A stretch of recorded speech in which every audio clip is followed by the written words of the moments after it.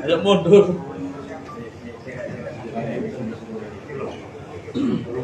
Ayo. Oke.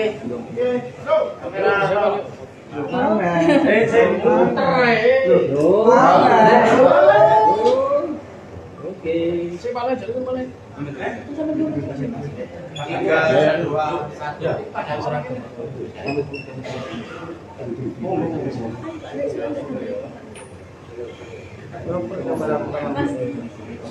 Di matamu mbak dikenger beri tangan. Nyonya ya Allah. Dan juga dan.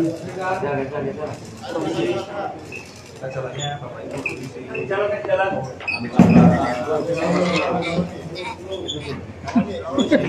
Jalan Bapak si Raja Tinggi. Si jalan. Dibuka ya. Masker buka.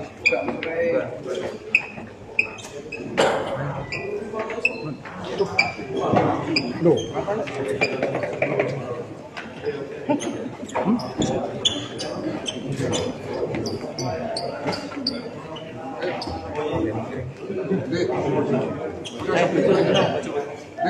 Ini.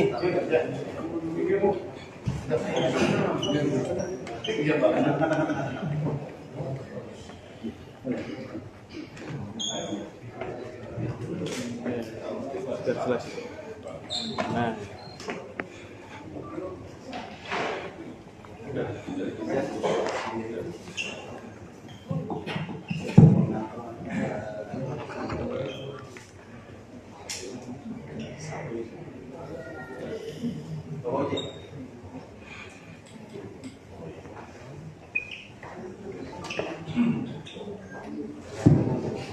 Sudah siap belum rekan-rekan?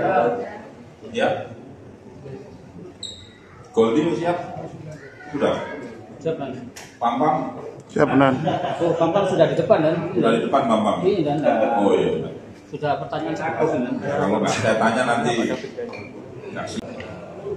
Yang saya hormati Pak Dirjen Om, di sini juga hadir Pak Wadil dan Kasubdit Jatangras. Kemudian juga hadir di sini Pak Kabid Lapor, alhamdulillah beliau berkenan hadir di tempat ini dalam rangka rilis kasus yang tentunya sudah ditunggu oleh rekan-rekan sekalian. Baik rekan-rekan sekalian, yang pertama tentunya kami turut berduka cita yang mendalam terkait peristiwa ini. Mari kita sama-sama mendoakan semoga segala dosa almarhumah atas nama Uha ini diampuni dosa-dosanya, dan semoga keluarga yang ditinggalkan diberikan ketabahan. Kemudian juga saya mengucapkan terima kasih kepada rekan-rekan sekalian bahwa rekan-rekan sekalian menyemangati kita ya untuk melakukan pengungkapan secepat-cepatnya dengan melakukan publikasi perkembangan penanganan kasus.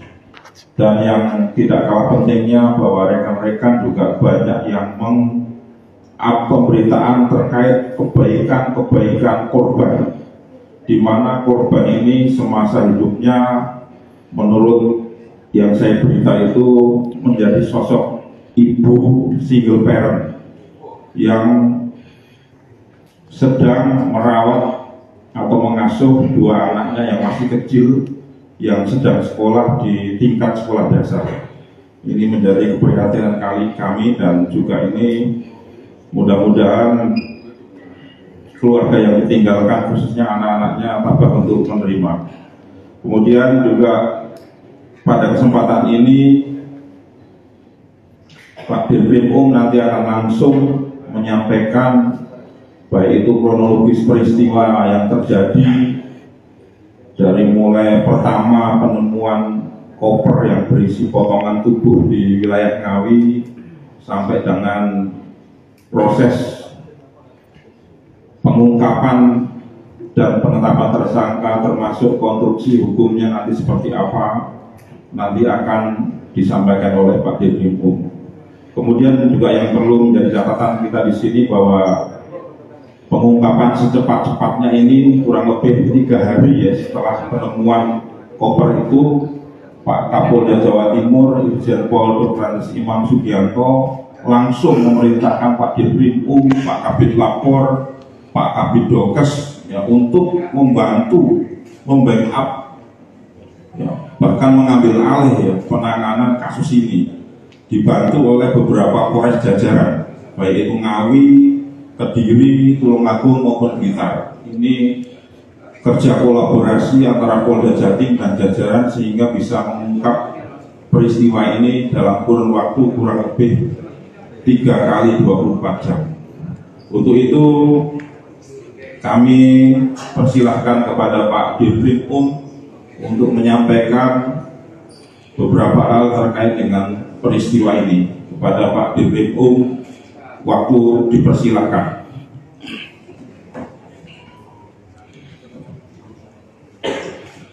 Assalamualaikum warahmatullahi wabarakatuh. Waalaikumsalam. Salam sejahtera bagi kita sekalian, Om Swastiastu.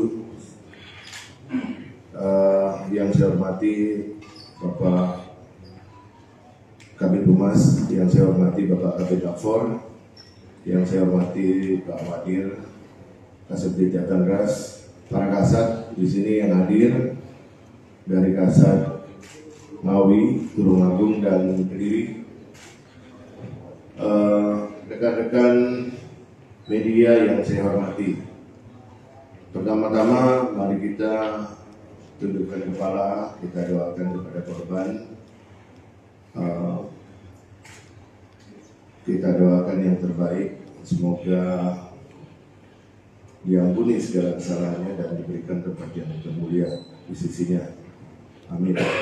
Yang kedua, alhamdulillah wa syukurillah atas perintah Bapak Kapolda Jawa Timur, kami sudah menindaklanjuti dari Direktorat bersama jajaran para kasat semua terlibat dan Kasubdit Jatengras sebagai leading sektor telah berhasil mengungkap tentang adanya temuan koper berwarna merah. Kemudian kita tidak lanjuti, ternyata yang di dalamnya berisi seorang mayat tanpa identitas dengan kepala yang tidak ada, kemudian kaki sampai dengan batas pangkal paha sebelah kiri tidak ada, dan betis sampai dengan lutut sebelah kanan tidak ada. Alhamdulillah setelah melalui serangkaian penyelidikan dan penyidikan yang kami lakukan, kemarin sekitar tanggal 26 pukul 24 kami berhasil bersama-sama mengungkap dan menangkap pelaku pembunuhan berencana dan mutilasi terhadap korban Uka, di mana tersangka ini sudah kami tetapkan sebagai tersangka dengan inisial RTH atau alias A, sebagaimana yang rekan-rekan tulis di beberapa waktu yang lalu. Rekan-rekan, perlu kami sampaikan bahwa kejadian sebenarnya ini sudah direncanakan oleh pelaku jauh hari. Itu mengapa kemudian pelaku ini mengajak bertemu korban di salah satu hotel di wilayah Kediri. Kemudian di sana sekitar tanggal 19 mulai check-in malam, kemudian berdasarkan pengakuan ada percekcokan dan terjadilah korban dicekik oleh yang bersangkutan, tersangka, sehingga meninggal dunia. Adapun setelah meninggal dunia, pelaku merasa kebingungan dan mulai berpikir untuk membuang dari mayat yang sudah dibunuh ini. Caranya bagaimana? Yaitu pertama menyiapkan koper. Koper ini diambil di rumah, kemudian juga menyiapkan beberapa barang yang dibutuhkan, antara lain plastik, lakban, termasuk pisau yang dibeli di salah satu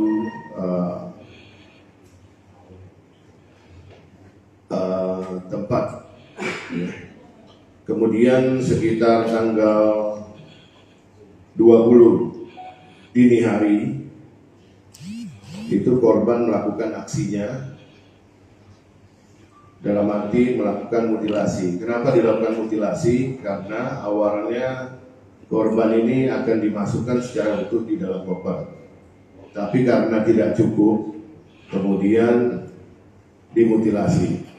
Diawali mulai dari kepala korban, kemudian diupayakan masuk, tidak cukup lagi, kemudian dimutilasi lagi kaki kanan, ulangi kaki kiri sampai batas paha, diupayakan lagi dimasukkan, ternyata tidak cukup, baru terakhir betis yang dimutilasi. Setelah itu baru yang bersangkutan merencanakan untuk membuang dari beberapa potongan, baik itu kepala maupun kaki. Yang pertama kali dibuang itu bagian kaki di daerah Trenggalek. Nah, kemudian upaya untuk membuang kepala ini sempat dilakukan pada saat membuang itu. Kepala terbentur dari jendela sehingga kembali kepalanya. Nah, itu sempat diurung perbuatan membuang kepala itu. Keesokan harinya baru dilakukan pembuangan yang kedua di Ponorogo. Sedangkan untuk tubuh dibuang di daerah Ngawi. Rekan-rekan, kami sudah melakukan serangkaian tindakan penyidikan. Kami ikut sertakan dalam penyidikan ini dari Bitlab 4 untuk mendapatkan scientific evidence, ya, sehingga pasal yang kami pergunakan untuk menjerat tersangka ini betul-betul bisa dibuktikan secara saintifik. Mungkin dari kami itu secara saintifik nanti kami serahkan kepada Kabid Lapor untuk bisa menjelaskan. Demikian Pak. Terima kasih Pak Dirkrim. Kemudian selanjutnya kami serahkan ke Pak Kabid Lapor terkait dengan temuan-temuan di beberapa TKP yang sudah dilakukan penelitian oleh laboratorium forensik. Waktu dan tempatnya berubah. Bismillahirrahmanirrahim. Assalamualaikum warahmatullahi wabarakatuh. Selamat pagi dan salam sejahtera untuk kita semua. Om Swastiastu, Namo Buddhaya, salam kebajikan dan salam presisi. Yang saya hormati Dirkrim Polda Jawa Timur, Kabid Humas Polda Jawa Timur, Kanit Jatanras, dan rekan-rekan awak media yang saya cintai dan saya banggakan. Izinkan pada kesempatan ini kami dari Laboratorium Forensik Polda Jawa Timur telah melaksanakan kolaborasi bersama komunitas forensik, begitu juga dengan para penyidik, dan Laboratorium Forensik telah melaksanakan pemeriksaan teknik kriminalistik di tempat kejadian perkara, begitu juga melakukan pemeriksaan laboratoris kriminalistik barang bukti dengan metode scientific crime investigation. Adapun hasilnya yaitu yang pertama, barang bukti sitaan dari Polres Ngawi, yaitu yang berupa tulang clavicula bagian kanan panjang sekitar 15 cm yang diambil dari hasil otopsi mayat yang tidak utuh, termutilasi, tanpa kepala, dan sebagian kaki tidak ada dalam koper, yaitu di Rumah Sakit Ngawi sebagai terduga korban UHA. Kemudian selanjutnya darah segar dari Ibu Sulatemi, ini merupakan ibu kandung korban UHA. Kemudian selanjutnya hasil running dengan alat rapid hit ID DNA didapatkan hasil bahwa tulang tersebut identik atau match sebagai anak kandung biologis dari DNA darah segar milik ibu kandung tersebut. Kemudian yang berikutnya, ini hasilnya rekan-rekan, ya, secara scientific verification. Kemudian berikutnya adalah hasil pemeriksaan teknik kriminalistik di tempat kejadian perkara. Kami dapatkan, yaitu yang pertama, resapan darah yang diambil di kasar, diambil di dinding sisi sebelah utara dalam kamar 303. Kemudian kedua, resapan darah di kasar yang diambil di lantai dekat pembuangan air kamar mandi. Ini positif darah manusia. Dan yang tadi adalah positif darah manusia juga. Kemudian yang berikutnya, resapan darah di kasar yang diambil di lantai kamar mandi depan kloset, positif darah manusia. Kemudian sebilah pisau dengan sarung sajam plastik warna hijau, panjang sekitar 20 cm, ini negatif darah. Kemudian berikutnya, sepotong celana panjang warna coklat milik tersangka atas nama RTH, ini positif darah manusia. Kemudian nopol AG 1179TE negatif darah. Kemudian yang berikutnya ada 4 handphone saat ini dalam proses pemeriksaan secara laboratorium kriminalistik. Kemudian berikutnya adalah 4 rekaman CCTV dalam proses pemeriksaan, tetapi sudah kita periksa, ini hasilnya nanti akan saya sampaikan. Kemudian hasil running lanjutan profiling DNA dengan alat rapid hit ID DNA menunjukkan bahwa profil barang bukti yang tadi saya sebutkan, yaitu resapan darah di kasar yang diambil di lantai dekat pembuangan kamar mandi dengan celana panjang milik tersangka RTH adalah match dan identik dengan barang bukti tulang klavikula yang telah kita periksa. Tentunya hal ini rekan-rekan sebagai petunjuk utama bahwa terjadinya tindak pidana perbuatan tersebut adalah pembunuhan yang kita buktikan secara scientific crime investigation. Kemudian yang selanjutnya, kami telah melaksanakan pemeriksaan terhadap CCTV, yaitu secara digital forensik. Ditemukan 2 channel CCTV, satu channel 10 dan channel 13, yang mana channel 10 pada tanggal 20 Januari 2025 pukul 1:01.33 waktu CCTV menunjukkan aktivitas tersangka dari mulai datang, menurunkan koper hingga memasukkan koper ke dalam mobil bernopol AG 1078 PP berwarna putih. Ini ada gambarnya kan.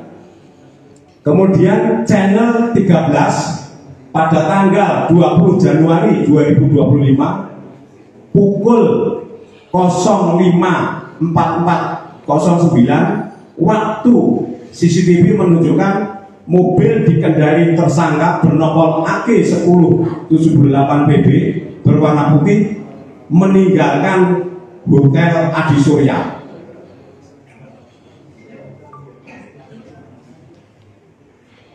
Kemudian yang selanjutnya pada tanggal 20 Januari 2025 pukul 01.33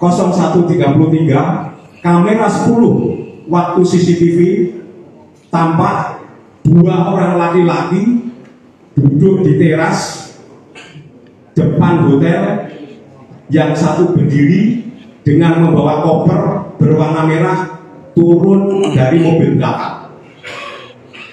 Ini seperti ini hasil CCTV.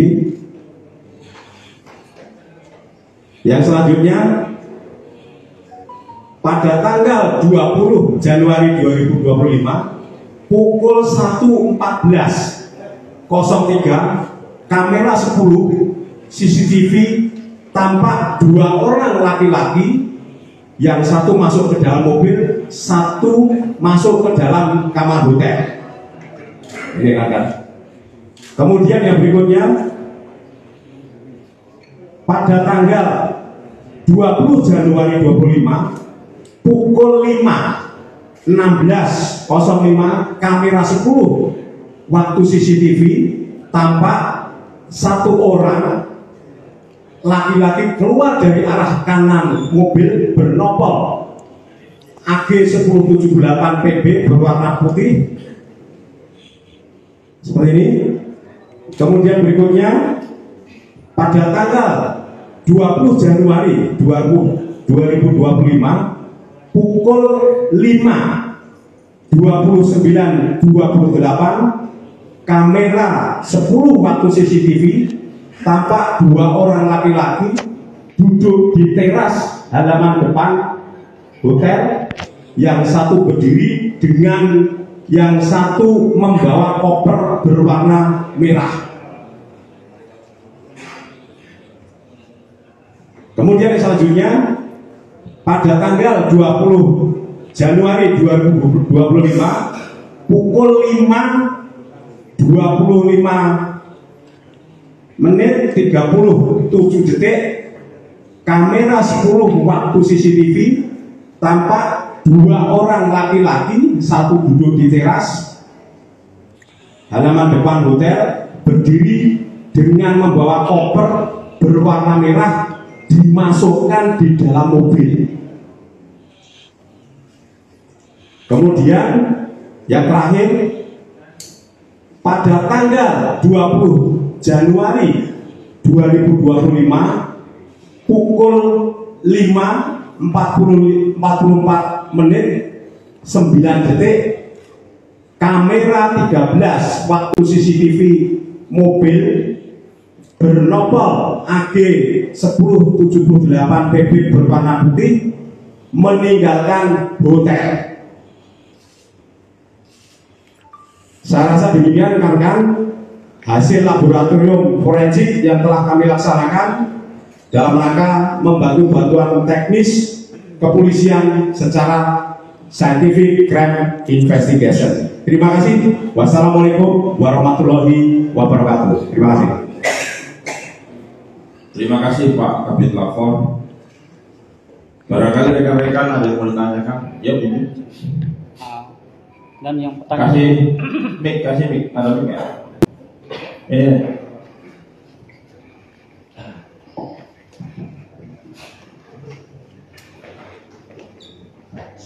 Assalamualaikum warahmatullahi wabarakatuh. Izinkan saya bertanya. Yang pertama terkait dengan motif pelaku ini apa sampai melakukan hal kecil tersebut. Terus apakah motif asmara atau motif ekonomi? Mengingat tersangka juga menguasai harta korban saat kejadian. Terus yang kedua, untuk kakak lapor tadi disebutkan bahwa pisau yang bersarung hijau dinyatakan negatif darah. Negatif darah artinya, kalau dalam pemahaman kami yang awam ini, negatif darah artinya pisau ini tidak digunakan sebagai alat untuk melakukan mutilasi, Mungkin bisa dijelaskan apakah memungkinkan jika menggunakan alat yang sekecil itu untuk melakukan mutilasi tanpa bantuan alat yang lain. Terus yang berikutnya, yang ketiga, terkait dengan tadi temuan CCTV yang menggambarkan ada 2 orang lain yang ikut membantu mulai dari mengangkat kompor merah dan sebagainya. Apakah 2 orang itu sudah dilakukan pemeriksaan dan statusnya seperti apa? Mungkin saja, Tuhan. Terima kasih. Assalamualaikum warahmatullahi wabarakatuh. Baik, terima kasih. Silakan. Ya, perlu kami sampaikan bahwa terkait motif ya, hasil dari pemeriksaan terhadap tersangka diketahui bahwa motifnya ini adalah pertama, korban ini sakit hati, ada sakit hati dan juga cemburu. Cemburunya kenapa? Karena diketahui korban ini pernah ketahuan memasukkan laki-laki lain ke dalam kos korban. Ya, sementara tersangka ini di dalam di sekitaran kos korban ini mengakui sebagai suami siri dari korban. Kemudian korban ini juga sering ditawar kepada pelaku. Makanya pada saat tanggal 19, pada saat pertemuan di hotel di Kediri, itu memang tersangka sudah menyiapkan uang 1 juta rupiah untuk diberikan kepada korban, karena sebelumnya memang sudah ada cecetan melalui WhatsApp. Lainnya lagi apa sakit hatinya, bahwa berdasarkan hasil pemeriksaan tersangka ini juga memiliki seorang anak perempuan, di mana korban ini pernah berucap kepada tersangka bahwa korban mendoakan kalau nanti sudah besar anaknya ini menjadi, mohon maaf, PSK. Itu juga membuat tersangka ini sakit hati. Lainnya dari hasil pemeriksaan bahwa korban tidak terima karena pelaku ini memiliki anak yang kedua, sehingga dari korban sendiri ya sempat melontarkan supaya pelaku ini menghilangkan anak keduanya. Itu motifnya yang kami ketahui berdasarkan hasil pemeriksaan terhadap tersangka. Betul tadi yang disampaikan oleh Kabid Dakfor bahwa berdasarkan CCTV ada 2 orang di situ. 2 orang di situ adalah satu tersangka yaitu RTH alias A, yang satu lagi sudah kita amankan dan sudah kita periksa untuk mendalami peran dari yang bersangkutan. Karena sementara hasil pemeriksaan yang bersangkutan adalah masih kerabat dari tersangka, kemudian dimintai tolong untuk ngedrop tersangka ini ke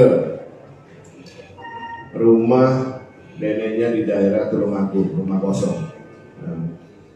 Rekan-rekan, kalau dilihat dari tempus, ini kan kejadian sejak tanggal 19 sampai dengan 23 pagi baru diketemukan bahwa mayat ini sempat menginap di beberapa tempat, antara lain rumah kosong di Tulungagung, ya. Kemudian baru tanggal 21 itu dilakukan pembuangan tahap pertama, baru dilanjutkan. Kemudian tanggal 22 itu pembuangan tahap kedua, itu terhadap kepala yang sempat terpental kembali ke dalam mobil pada saat dibuang. Kenapa pada saat itu diurung tidak langsung membuang kepala yang mental kembali ke dalam mobil? Karena pada waktu itu di belakang mobil tersangka ada sepeda motor, pengendara sepeda motor. sehingga dikhawatirkan dicurigai maka diurung. Jadi kepala itu sempat dibawa oleh yang bersangkutan untuk minum kembali. Itu ya rekan-rekan. Untuk alat sementara memang diakui oleh tersangka menggunakan pisau buah. Secara saintifik hasilnya negatif, mungkin nanti Kabid Afar bisa menjelaskan. Demikian, terima kasih. Terima kasih Pak Dirlimu. Barangkali Pak Kabid Afar juga bisa menjelaskan. Sementara yang digunakan untuk memutilasi korban, ya. Kita masih dalami apakah betul ini adalah alat yang digunakan untuk mutilasi tersebut atau ada alat lainnya untuk melakukan mutilasi tersebut. Oh iya. Geser kiri tahan dulu nan kiri nan. Ya udah, lanjut ini apa lagi Pak? Tambang kan. Ini Tubuh yang terbuka dalam bisa dimasukkan ke dalam. termasuk ini ya Pak Direktur, ini juga sama tambang juga untuk mengikat ya? Yang untuk mengikat termasuk gelang yang ada pada korban. Kemudian kami juga sampaikan kepada rekan-rekan bahwa di luar kita juga menyita 3 unit kendaraan roda 4 antara lain ini kuncinya ada mobil R3 itu punya korban yang sempat dijual. Kemudian dari hasil penjualan R3 itu kemudian kita menyita ada Vios. Vios itu adalah pembelian dari hasil penjualan R3. Kemudian juga kita menyita satu lagi Veloz, yaitu kendaraan yang digunakan sebagai sarana untuk membuang dari organ tubuh yang sudah dimutilasi. Demikian ya rekan-rekan. Dan sosok yang membeli mobil R3 korban siapa nan? Hasil penyidikan yang kita ketahui bahwa yang membeli itu seseorang warga di Kediri. Sudah kita mintai keterangan. Dia modus untuk menjualnya bagaimana? Memang dijual seperti apa cara meyakinkannya? Memang penjualan dilakukan melalui media online. Sedang kami dalami. Kenapa kok? Apakah ini grup tertentu yang memang khusus terkait hasil tindak pidana atau memang jual beli mobil seperti biasanya? Gitu. Dan profesi pelaku? Profesi pelaku rekan-rekan sementara sesuai KTP pelajar, tapi secara informal hasil dari profiling kami pelaku ini adalah salah satu ketua ranting dari salah satu perguruan pencaksilat yang ada di Tulungagung. Ya, juga bertindak sebagai LSM yang sering berkomunikasi dengan anggota di Polres daerah Tulungagung, Trenggalek dan sekitarnya. Demikian ya rekan-rekan. Ya, cukup ya? Ya mungkin tersangka harus dibawa lagi Mas.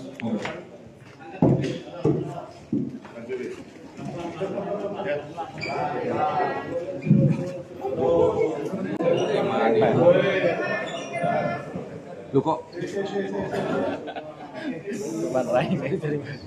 kemana nih?